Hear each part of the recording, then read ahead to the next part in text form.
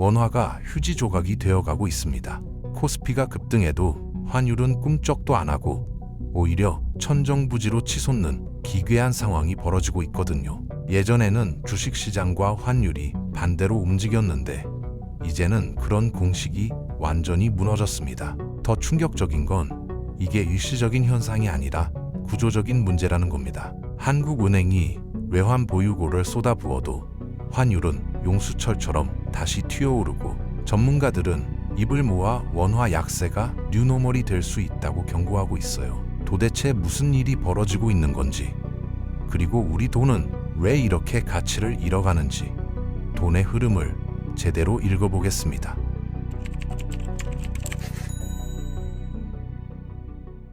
최근 환율이 급등세에서 벗어나 안정된 이유는 크게 두 가지입니다. 첫째는 미국의 단기 금융시장 불안이 일단 해소됐다는 거예요. 물론 언제 다시 문제가 생길지 모르지만 연준이 공격적으로 유동성을 공급하면서 시장이 진정됐거든요. 둘째는 미국 정부 셧다운에 대한 불안감이 줄어들었다는 점입니다. 셧다운이 해결될 수 있다는 희망이 생기면서 환율이 1460원에서 1450원대로 떨어진 거죠. 하지만 이건 어디까지나 단기적인 안정일 뿐입니다. 원화 약세를 만드는 근본 원인은 무려 10가지나 되는데 그중 2가지만 완화된 것에 불과하거든요. 그렇다면 나머지 8가지 원인은 무엇이고 언제쯤 해소될까요? 이 질문에 답하기 전에 먼저 말씀드리고 싶은 게 있습니다. 환율 문제를 정치 성향으로 판단하시면 안 됩니다. 정권이 바뀔 때마다 정치 성향 때문에 분노하시는 분들이 계시더라고요. 하지만 환율은 정권이 아니라 돈의 흐름을 따라가기 때문에 오직 돈의 흐름만 보셔야 합니다. 첫 번째 근본 원인은 금리입니다.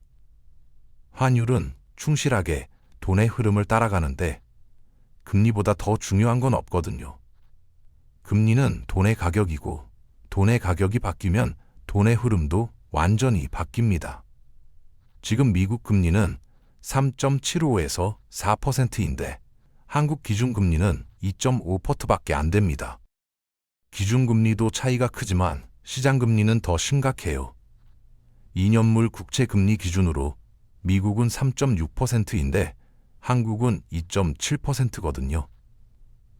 여러분이 만약 2년 동안 투자한다고 생각해 보세요. 당연히 미국에 투자하는 게 훨씬 유리하겠죠. 그러니까 돈을 가진 사람들이 굳이 원화로 바꿀 이유가 전혀 없는 겁니다. 수출 대기업도 마찬가지예요. 달러를 원화로 바꿔서 2.7%를 받는 것보다 그냥 달러로 갖고 있으면서 3.6%를 받는 게 훨씬 낫죠. 그래서 기업들이 원화로 환전하지 않고 달러를 보유하는 경우가 정말 많아졌습니다.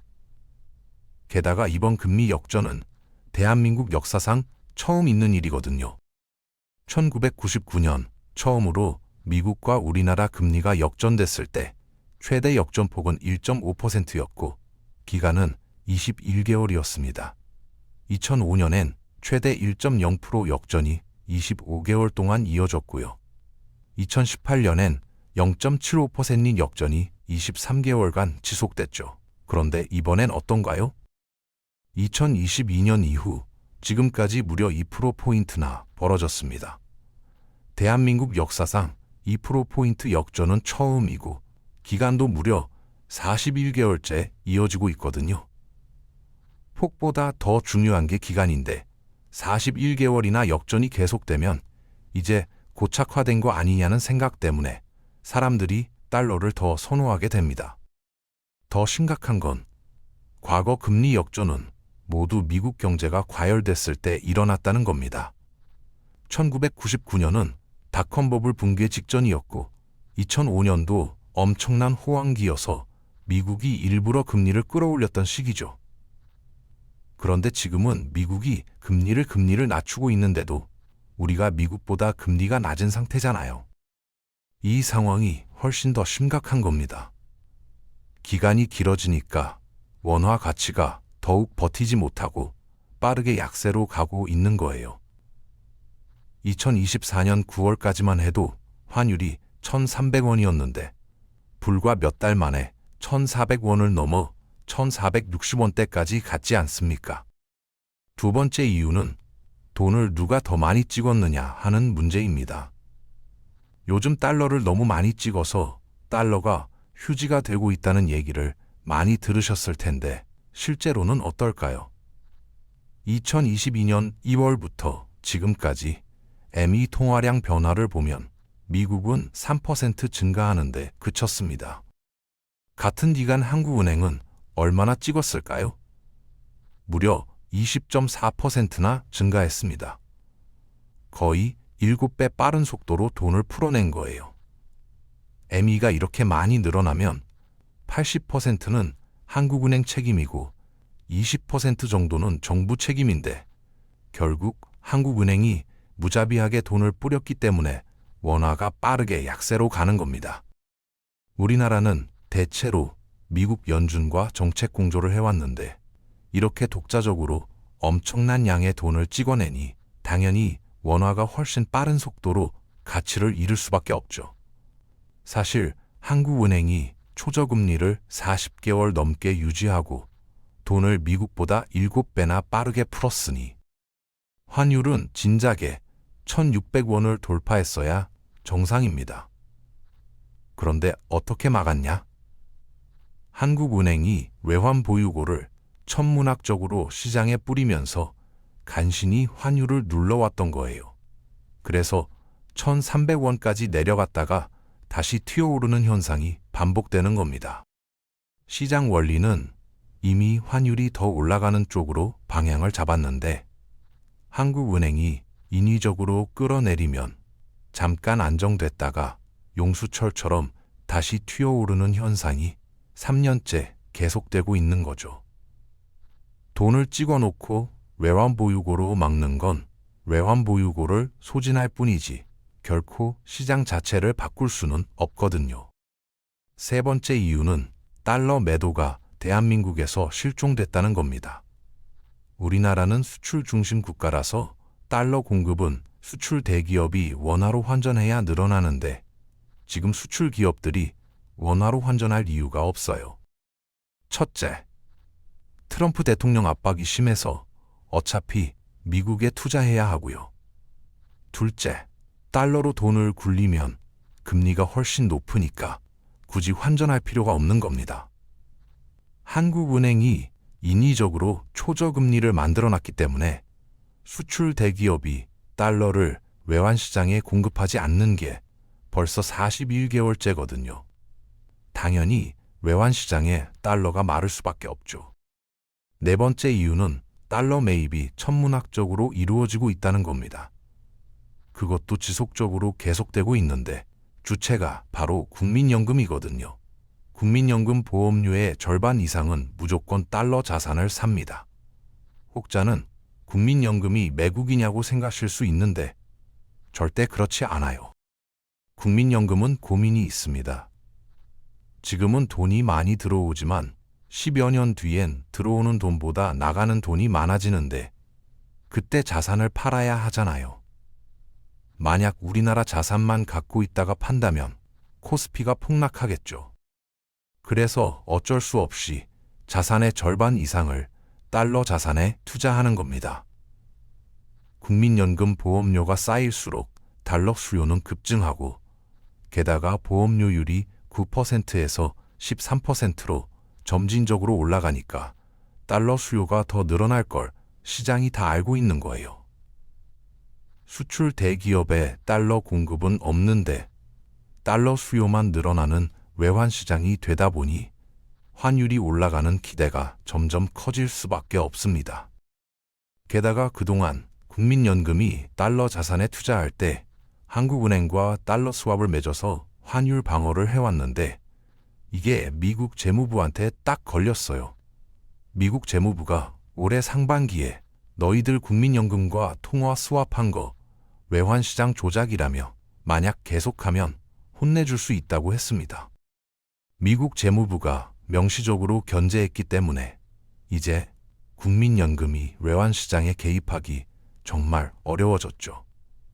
그동안은 한국은행뿐 아니라 국민연금까지 동원해서 환율을 억지로 끌어내렸는데 이제 미국한테 걸렸으니 외환보유고를 동원하는 것밖에 방법이 없습니다.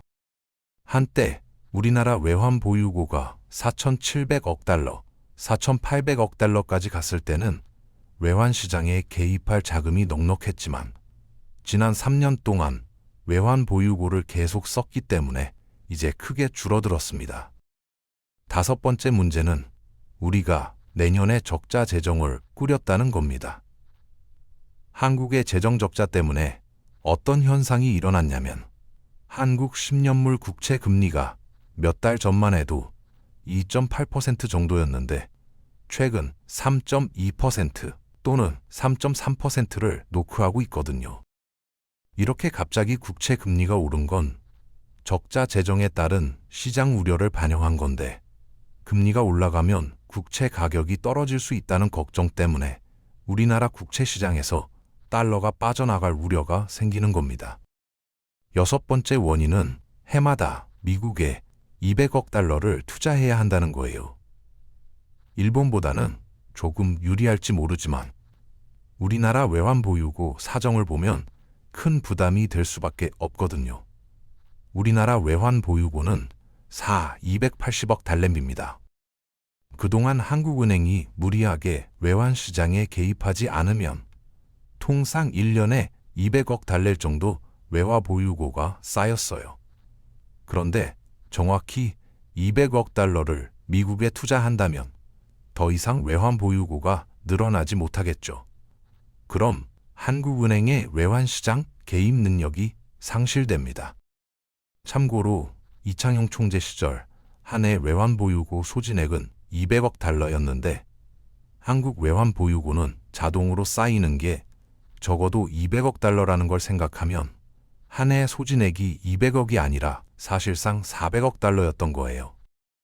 결국 400억 달러를 써가면서 외환시장을 간신히 막아왔다는 뜻입니다. 만약 미국에 200억 달러씩 매년 투자한다면 한국은행의 개입 능력이 앞으로 굉장히 약화될 거라는 얘기거든요. 이창용 총재 임기 동안 해마다 400억 달러를 썼고 지금 2년 반 동안 재임했으니 거의 1,000억을 써서 간신히 환율을 만든 거죠. 일곱 번째 문제는 약간 곁다리 문제긴 하지만 일본의 불황이 계속되고 다카이치 총리 효과가 있습니다. 일본 엔화 가치도 지금 계속 약세로 가고 있거든요. 2025년 4월엔 1달러에 140엔이었는데 10월엔 147엔이 됐다가 다카이치가 총리가 된 다음 갑자기 환율이 위로 튀었어요. 현재는 154엔에 육박하고 있는데 예전에 우리나라는 위안화 가치랑 연동됐었는데 최근 들어 우리나라와 중국 경제가 살짝 디커플링 되고 있잖아요. 그러면서 원화 가치가 엔화 가치에 좀 더 연동되는 모습을 보이고 있거든요. 엔화 가치가 계속 떨어지니까 우리 원화 가치도 함께 떨어지는 효과가 일어나기 시작한 겁니다. 여덟 번째는 정치적 불확실성입니다. 계엄령 사태 같은 걸 생각해 보시면 되는데 이런 정치적 혼란이 발생하면 외국인 투자자들의 신뢰가 떨어지면서 자금이 빠져나가거든요. 실제로 계엄령 선포 직전인 2024년 12월 1일에도 환율이 이미 1,400원을 넘었고 그 이후 1,460원대까지 치솟았습니다. 지금 당장은 미국에서 두 가지 호재가 있죠. 첫째는 연준이 미국 단기 금융시장을 안정시키려고 적극 나서기 시작했다는 겁니다. 둘째는 미국에서 셧다운이 풀릴 것 같은 기대감이 커지고 있고요. 하지만 여기서 흥미로운 건 2026년 환율 전망을 놓고 전문가들 의견이 엇갈리고 있다는 점입니다. 일부 전문가들은 환율이 오히려 1,350원까지 떨어질 수 있다고 봅니다. 근거는 이렇습니다. 2026년 1월 트럼프가 차기 연준 의장을 지명하면 그 의장이 중립금리를 대폭 낮추고 양적 완화를 단행할 거라는 겁니다. 스테이블 코인 법안이 발효되면서 단기 국채 매입이 늘어나고 연준은 장기 국채를 매입하면서 미국의 유동성 공급 속도가 폭발적으로 증가한다는 거죠. 그러면 2020년처럼 미국의 M2 증가율이 한국을 역전하게 되고 달러 약세로 전환되면서 환율이 하락할 수 있다는 분석입니다. 실제로 트럼프는 달러 약세를 원하고 있어요. 미국으로 공장을 이전시키고 수출을 늘리려면 달러가 약해져야 하니까요. 미국 재무부 장관이 일본의 금리 인상을 요구한 것도 같은 맥락이고요. 중간 선거를 앞둔 트럼프가 유동성 파티를 열 거라는 전망도 설득력이 있습니다. 반면 다른 전문가들은 고환율, 장기화를 경고합니다. 한국은행의 통화 정책이 바뀔 가능성이 낮다는 거예요. 이창용 총재 임기가 내년 4월까지인데 그때까지는 정책조 변화가 어렵고 만약 우리가 M2 증가율을 계속 늘려간다면 고환율 늪에서 빠져나올 수 없다는 겁니다. 내수 경기가 침체되면 유동성을 더 공급하게 되고 그러면 환율이 또 오르는 악순환이 반복된다는 거죠. 결국 환율 전망은 어디에 초점을 두느냐의 문제입니다. 미국의 유동성 공급 가속화에 무게를 두면 환율 하락을, 한국의 구조적 문제에 초점을 맞추면 고환율 장기화를 예상하게 되는 거예요. 환율학 변수가 많아서 신도 알 수 없고 귀신도 모른다는 말이 있을 정도거든요. 저는 2019년부터 동일한 원칙을 갖고 있습니다.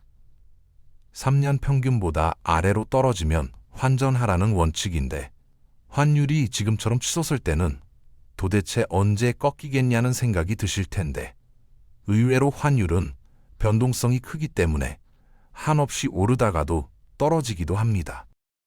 예를 들어 직전 3년간 평균 환율은 지금 1353원이거든요. 그런데 한 5개월 전만 해도 환율이 1달러에 1346원이었습니다. 1353원보다 더 아래로 내려갔었죠. 이럴 때가 환전하는 데 가장 최적기라고 볼 수 있고요. 약간 환율이 높아졌지만 역시 환전할 만했을 때가 지난 9월인데 환율이 1달러에 1371원까지 간 적이 있습니다. 이럴 때도 웬만큼 환전할 만한 타이밍이죠. 저는 여전히 3년 평균 환율보다 떨어지면 그때마다 환전해두는 전략이 유효하다고 생각하는데 왜냐하면 지금 환율이 계속 치솟고 있는 10가지 원인 중 2가지가 일시적으로 완화되긴 했지만 이조차 나중에 어떤 문제를 발생시킬지 모르고 나머지 8가지 원인은 근본적인 문제를 갖고 있기 때문에 쉽게 해소되기 힘들거든요. 일본이 1990년대부터 30년 넘게 엔화 약세를 겪었듯이 우리도 장기적인 원화 약세 국면에 접어들 수 있습니다. 일본과 비슷한 점은 저성장, 저출산, 고령화라는 구조적 문제를 안고 있다는 거고요. 다른 점은 우리가 일본보다 외환 보유고 규모가 작고 대외 의존도가 훨씬 높다는 겁니다. 일본은 막대한 해외 자산으로 버틸 수 있었지만 우리는 그렇지 못하거든요. 결국 개인 차원에서는 자산의 일부를 달러나 금 같은 안전 자산으로 분산하는 게 필요해 보입니다. 전문가들이 자산의 30에서 50%를 외화 자산으로 보유하라고 권하는 이유도 여기에 있죠. 환율이 1350원으로 떨어질지 아니면 고환율이 장기화될지는 아무도 장담할 수 없습니다. 다만 장기적인 흐름을 보고 대비하는 자세가 중요하다는 건 분명합니다. 여러분은 지금 이 상황을 어떻게 보시나요? 그리고 우리는 개인적으로나 국가적으로나 이 원화 약세 문제에 어떻게 대응해야 할까요?